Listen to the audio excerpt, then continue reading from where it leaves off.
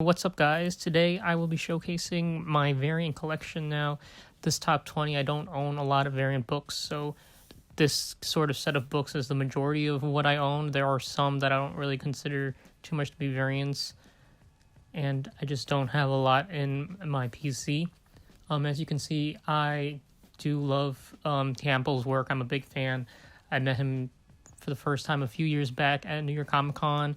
I gave him like fan art. It was really cool, and I got a lot of stuff signed by him, different posters, and just some graded books. And I also have some raw books in my PC that have also been signed. So the majority of this collection is going to be mostly Campbell work. There are a few other books that I do like that aren't his, but you'll see probably in the top 15 sections of this collection is mostly all Campbell variants. So let's get started. First book on my list is Danger Girl number 3. This is a alternate cover that's actually not done by Campbell, although this title is his work, and this is a Travis Charest cover. This book specifically, I got in a lot of just the first run of Danger Girl, and I would have preferred having the original cover that I do like by him more, but this is just a variant of that. Now, the next book is Amazing Spider-Man number 25. This is also a J. Scott Campbell variant, and it's kind of lower on my list just because it's not as dynamic of covers that he usually works on, but it does have his art style, which I love, and it's just a little more of a humorous issue having Spider-Man with, Mary Jane on a pedestal. Now, the next book is Spider-Man 24. This is the first appearance of Gwenom. This is, of course, another J. Scott Campbell variant, and I would have preferred having actually Gwenom on the cover than just Gwen Stacy, but the colors on this was really nice. He did a really good job highlighting the greens and the purples, and it's still, a really high-grade book, and it's just nice to have as a J. Scott Campbell collector. Coming up next is Amazing Spider-Man Renew Your Vows number 11 with Black Cat in the black symbiote suit, and this is a J. Scott Campbell exclusive. Now, as much as I love Campbell's work with Black Cat, I'm not crazy about this cover. I know a lot of people love this cover, and this was just a Campbell exclusive that people were picking up. But I do prefer her in her actual Black Cat costume, to be honest. And this was another book, as I was showing the first two Campbell books, that I picked up in a mystery box of Campbell works. So I didn't have any choice on which books were in there, but I just wanted to collect his work, so I wanted some more pieces to fill in for my collection. Also from that J. Scott Campbell mystery box is Secret Empire number 6. This one is a signed version, and to be honest, this cover to me is a little underwhelming. It feels more fit for a comic book page panel, and that's why it's a little lower on my list, just because, it shows action, but I feel like it's lacking a little bit just because you only have kind of 3 subjects in this kind of awkward, leaning to the corner section of the book. So it's a nice cover. It's a nice piece of his work, but it's not my favorite cover by him. Now, another book from that mystery box is Iron Fist number 1. This is the Midtown Comics exclusive, and it's also signed by Campbell. Now, I wasn't a big follower of Iron Fist at the time when I got this box, so to me this book didn't hold much personal value, although I do like this cover. And before this, I did see the Midtown variant in stores with the cover B, which is sort of an inverted cover, and I did like that cover, although because I'm not a big Iron Fist fan or follower, I wasn't in a rush to kind of pick up this book, but it's a nice book to have for sort of my Campbell collection more so than having an Iron Fist collection. The next book here is not a J. Scott Campbell cover or variant, but it is Stranger Things number 1, and this one is specifically the 2018 New York Comic Con exclusive Midtown Comics variant, and I actually like this cover. There's the other one which they released, which I believe it shows sort of the upside down, and it's just a nice classic 80s style cover, so I do like that issue, although I don't have that variant cover. But this one to me was just kind of showcases what Stranger Things was about in the first season, and this was at a time when it was picking up and there was a lot of hype around Stranger Things, so I picked this up. Even though I don't know if it's going to be worth anything in the future, it's still a clean 9.8 book. I read it once and I haven't touched it since, and it's just a beautiful cover. Back on more J. Scott Campbell, this is Amazing Spider-Man number 51, and this to me is just a classic cover, and I remember growing up reading sort of collected editions. This was always a big cover that stood out to me before I even knew who J. Scott Campbell was. This one and the other popular one with Spider-Man and Mary Jane in the apartment, but this one was also one that I consider was a very iconic cover. The next book is another issue, actually, of Spider-Gwen number 24. Now, the other one was a Gwen Stacy cover, so this one I feel has a more personal appeal for me just because it is a Spider-Gwen cover, and seeing that this is the first appearance of Gwenpool officially, at first I wasn't too ecstatic considering I had two of the same issues, but having the variety with the variant covers, which I guess is one of the reasons why people collect his work, is to have all these options of different artwork. It was really cool to have just kind of two, pretty important issues having the first appearance of Gwenom, although at the time I hadn't looked into it too much, so I didn't realize that these two issues were first appearances, but I was kind of wishing that I did get the Gwenom cover at the end of the day, but this one I feel is, one up from at least the regular Gwen Stacy cover. This next book is one of the first variants I actually bought for myself. I bought this one in store at Midtown Comics a few years back when I was getting into J. Scott Campbell's art, and this is Spider-Gwen number 1. I know this issue specifically comes in like a black and white background variant, but I don't really know what issue, letter, or number this one is, but Spider-Gwen number 1 is the first in the title series, and it's just has become one of his more iconic covers. This next book is another J. Scott Campbell variant of Amazing Spider-Man. It's just Amazing Spider-Man number 1.1. And of course, with that Amazing Spider-Man number 1.1, I have Superior Spider-Man number 31, which is part of a connecting trio of these 3 covers that he did.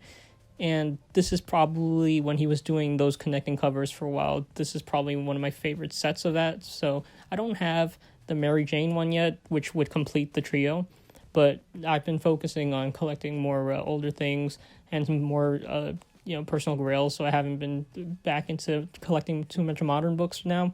But once I find a book or it comes out in the wild, I might pick it up just to get the trio completed. And here we have another Midtown Comics J. Scott Campbell exclusive variant.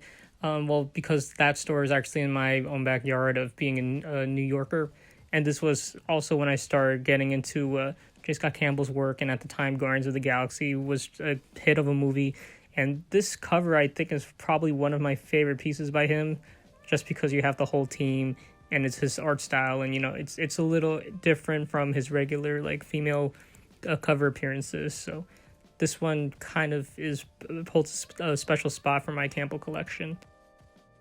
Now this next book I was looking for a while. I had not found it in the wild, and when I did think that I found it at Comic-Con, it happened to be a foreign edition, and it's a Mexican variant.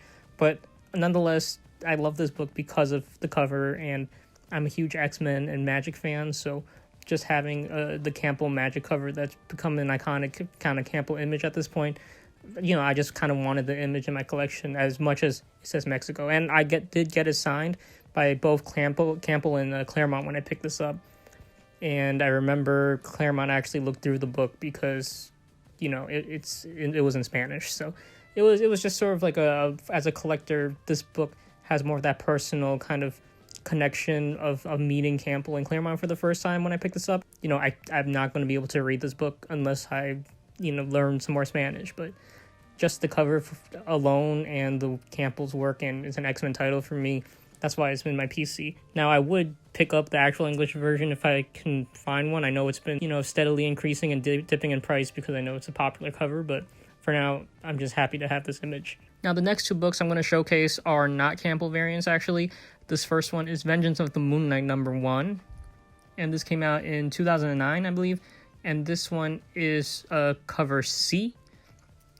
This book is a limited 1-for-20 variant cover, and it's done by David Finch. And this book was an A-OK from my friend that I mentioned in my last video, who finds me some good books and finds good deals, and we hunt for comics together. So, and he's a huge Moon Knight fan. Got all his Moon Knight keys, and this is sort of a representative book for that. So for my PC, I love this book just because it has that bond for my friend connected to it, as well as an awesome variant cover that's very limited. Now, this next book that's also not a J. Scott Campbell cover is Astonishing X-Men #1, and this is the Mark Brooks variant. I picked this up for cover price in one of my local comic shops, and they had a bunch of these. And I was just looking through, and the cover attracted my eye, and I didn't realize at the time it was by Brooks until I checked all toward the bottom of the cover. And I got this book for maybe $5 or $6, and I know it's gone up a little bit, and it's kind of hard to find now. And I just love this cover. I love my X-Men books, and I love Psylocke, so this is just a wonderfully painted or rendition of her. Coming back to J. Scott Campbell books, as I showcased in my top 50 video last time, this is my 9.2 graded Vampirella #1. This is the Campbell cover. There were a bunch of other covers for this done in 2001, so this is considered a variant cover to me. And this one's also one of the holofoil editions. It came in both a gold and a rainbow. Gold's a little harder to find, but this was also kind of scarce at the time. And this was just a book, as a Campbell fan, I've been hunting for a while. And I finally picked it up for under $100 or something, and I got it graded and signed by him. For Campbell collection, it's good to have. Now, another modern comic book artist that I know a lot of people in the community love is Stanley Archer Lau, and this is Supergirl #12. I picked this book also at Comic-Con for maybe $5 or $6. It was just kind of, at the time, I think it was just a more new book, and I don't think Archer was doing many signings at the time. He wasn't that big yet, but you could recognize his iconic art style, and I was just kind of finding some on the cheap if I was able to. So this one is a Supergirl cover. It's beautifully done, and I like this one.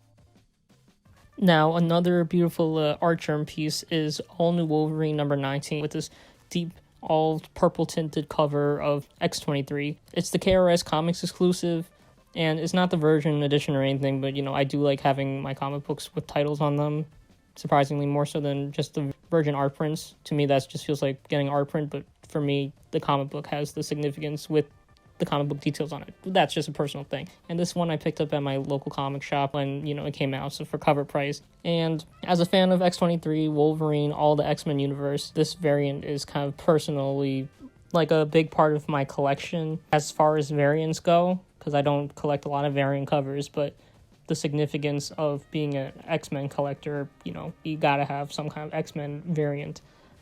And finally, as showcased in my top 50 video, is my Gen 13 #1 variant. Like I said, the story behind this was it just took years for me to find this book. When I found out this book existed and I knew that people were going to try to get remarks on them, I personally wanted this as sort of my top 3 holy grail J. Scott Campbell books. And I just could never find it. I always went to my LCS and looked through all their variant covers and their blank sketch covers. And, I finally found it in the last Comic-Con that I went to. So, and it's in a good, very fine, probably close to near mint condition. It's a little dirty. It's not as white anymore, but there's no corner tears or anything. So it could pass for a 9.4 to 9.6, I would say. And, one of these days, I know at Comic-Con, the ones that I go to at least, he hasn't really stated that he does remark sketches or pay for any sketches. So one of these days, maybe if I ask, he'll do it, or maybe I can show up at a con where he's offering them, and I would just love to get this book signed and sketched by him. Now, I know I didn't showcase some other popular variant artists such as Alex Ross or Adam Hughes, but that's just personally because I don't collect too many variant covers, and when I do, it's majority of the Campbell books here, as you can see. So, I do respect the artists, and I do love their work. I just have been focused more on my Grail pickups and my keys, that I haven't delved too much into too many modern comic books, although I know there's a lot of good reading material right now, as well as just some of the other variant works. But one of these days, after I kind of get my checklist completed, I think I'll start diving into some more of the other collecting sections, like variant comics or recall comics, and just all the kind of more niche kind of sections of the comic book collecting community. But with that, thanks, and hope you enjoyed this showcase, and hopefully I'll come up with some other books to show in the future with this whole lockdown going on. But hope you all stay safe and have a good one.